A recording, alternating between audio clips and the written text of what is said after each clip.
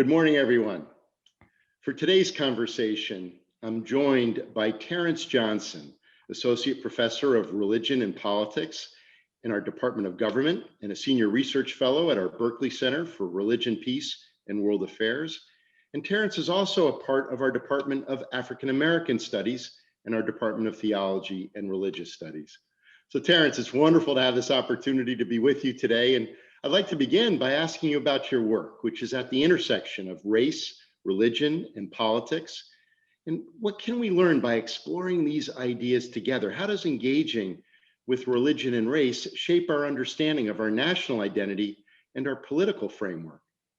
Well, first, I just really want to thank you, President, for the invitation. I'm really honored to have this conversation, to share my work with this incredible community.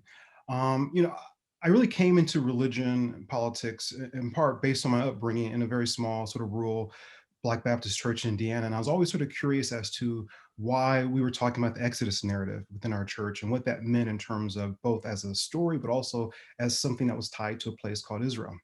And I think as I developed and grew in terms of my own intellectual work, the idea of returning to religion and race, right, in terms of the whole birth of America is quite interesting because as we think about, say, the city on a hill, this idea that America is this place where Puritans saw it as a New Jerusalem, I really wanted to see, well, what about the people who are at the very bottom of the hill? How do we then imagine, take account for Native Americans, for African Americans?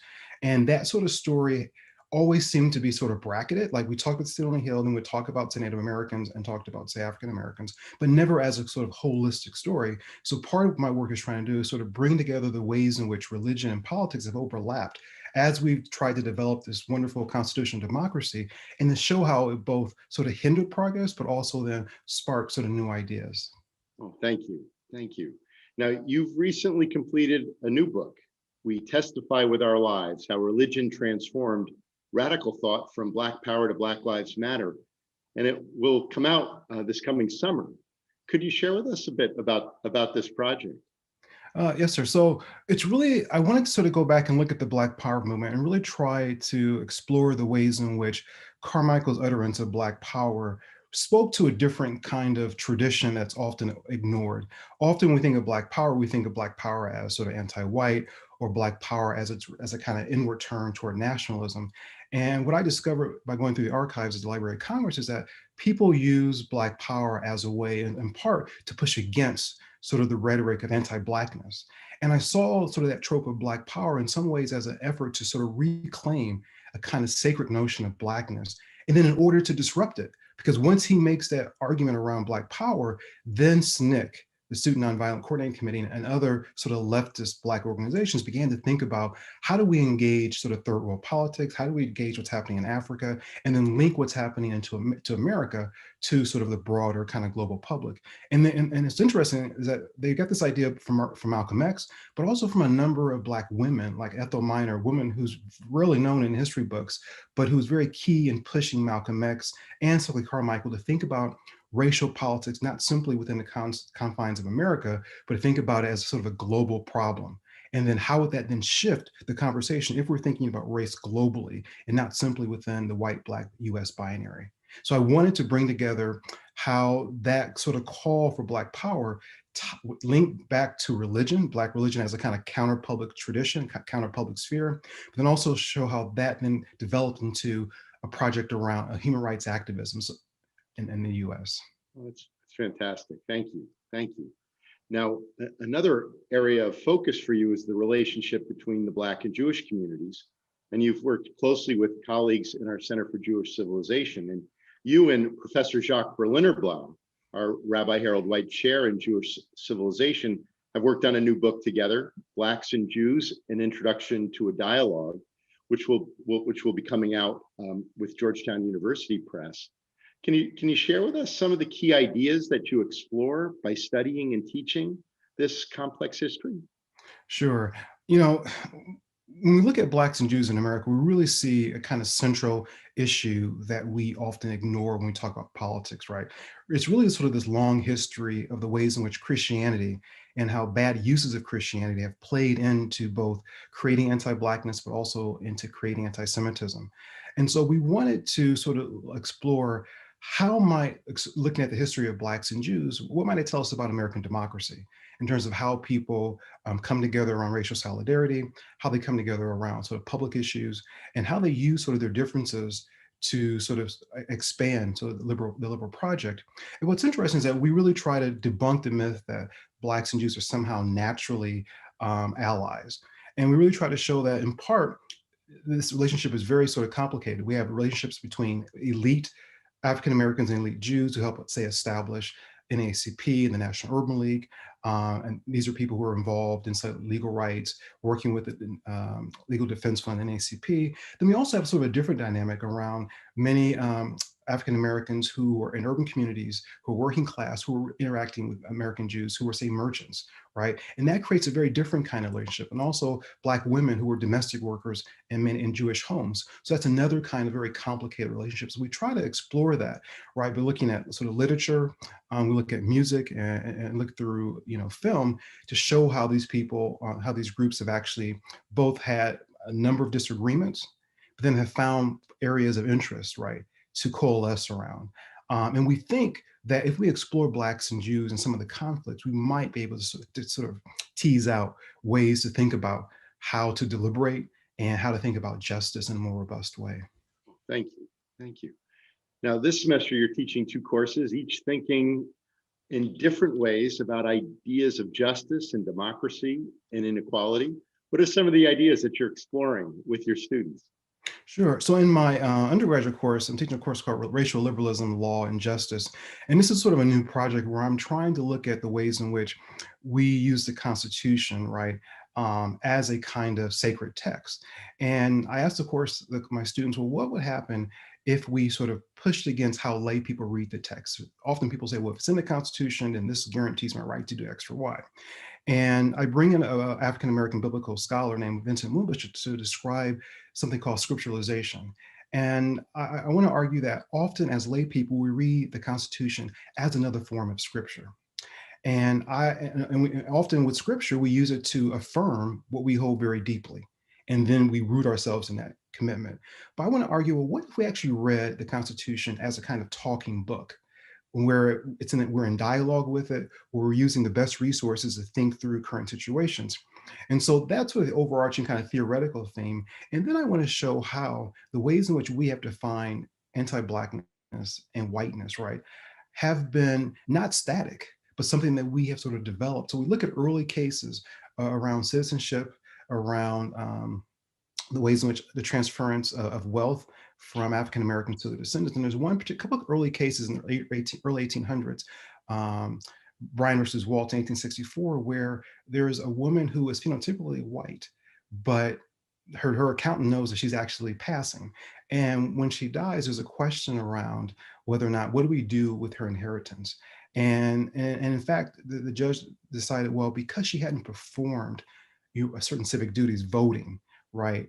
She wasn't involved in civic life, therefore she can't pass on her inheritance. And what's interesting is a scholar named Ariel Gross argues that, well, this is the idea of performing whiteness. And often in our legal system, we look at the ways in which whiteness is performed and then link that to the ways in which we, expend rights to people. And so I use some of these things in terms of performing whiteness, right? Thinking through how do we think about segregation, and the ways in which religion is kind of at the very core of the ways in which we read this text very strictly. How might then bringing in the talking book sort of challenge the ways in which we are imagining the possibilities of the Constitution, but also the very limits of how we then execute these ideas? Well, that's fantastic. Do you have a second course in addition? I do. So I have a graduate course on cosmopolitanism and democracy. And here it's just really trying to think through with my course ideas around what does it mean to be sort of cosmopolitan? What does it mean to think about global citizenship? And on what terms do we define it? And that's been really quite fascinating because part of what at the core of what's driving this is, and this is also a new course, but what's driving this course is that, I argued in one essay that I think part of the issue with President Barack Obama had everything to do in part with race, but it's also this idea that I want to argue that he was slightly pushing the nation toward a kind of very thin cosmopolitanism, right? When we look at sort of his speeches, say in Cairo, when he's in Germany, sort of the response he's getting worldwide, there's a way in which I think he's trying to push us, right, to a broader vision of who we are. And part of why I think sort of he gets a lot of pushback from many African American academics, but also from the progressive left, is that he didn't deal specifically with sort of the racial issues as we imagined. But I think the whole idea that Obama was pushing, right, was this idea of how do we think in a kind of global way about not only about our problems, but in terms of pushing our limits. And I think even with the title of his new book, A Promised Land, it's very interesting, right? Like, what do you imagine? Is this promised land something that's just isolated to the US, or is it far more global? And again, I'm still trying to research this project, but I think it's a far more global vision than we actually imagine. And it becomes rather frightening for many of us. This idea, what does it mean to think about our borders, right, as being much more sort of flexible than they actually are? I mean, what does it mean to really think of our country as a nation of immigrants in a very robust way? And so these are some of the questions we're dealing with in the cosmopolitanism course. That's great. That's great. Now, earlier this semester, you were part of a series of conversations focused on racial justice in the university, hosted by the college. And you were joined by Gwen Michael of our Department of Anthropology and Scott Taylor of our African Studies program in the School of Foreign Service. Can you reflect on why interdisciplinary conversations such as this are so important? And how can we foster the engagement of our community in the work for racial justice? No, I thought that was an extraordinary program and a great idea by the, dean of the college in his office. Um, Part of what I think came out of that discussion was this whole idea that we have to see racial justice as really critical to how we imagine intellectual development, right? Intellectual strategies, and it can't be something that we bracket, right? The very idea that we're here to pursue knowledge, I think, means that knowledge is addressing what are the current problems. And for far too long, we have bracketed racial justice as something that, say, a few people study, something we isolate in a department. And I think that conversation forced us to see how this is a broader issue, and that it's woven into our disciplines and how we see the world. And part of what we are, I think, compelled to do as intellectuals, but as scholars, right, is to sort of push the very boundaries of what knowledge is. And part of that is really for reflecting upon the ways in which, these issues are overlapping, right? That when one deals with, say, issues of gentrification, we have to deal with, right, economics. We have to also deal with this idea of the moral problem of Blackness, or this idea of the Negro problem, as Du Bois called it. What does it mean to have a problem people in your neighborhood? Do you want someone who has, say, access to your neighborhood who's poor, right? Who has some kind of, So anyway, so it just seems really interesting to bring together, right, different fields, just to push us in terms of how we're thinking about the world. Got it. Got it. Well, I can't thank you enough for taking this time for this conversation. As we close, is there a message you'd like to share with our community? Sure. I've been really struggling, over the past couple of months in terms of what's happening, in terms of the police killings, the unrest around the election. And I've been trying to figure out, well, how do I respond, and what do I tell my own family? And I was reading Howard Thurman, who is African American male theologian and considered a mystic, and he talked this whole idea that even in the midst of darkness is when one can actually see a great deal of light.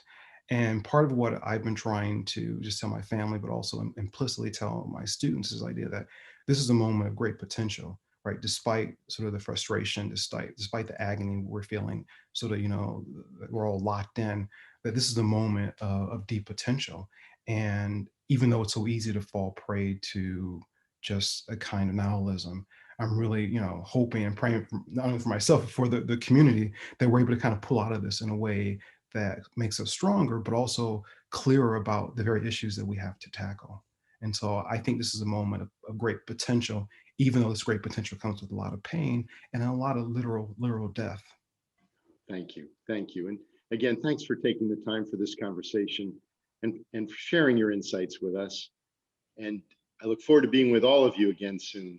Take care of yourselves and take care of everyone around you. For every Hoya, everywhere.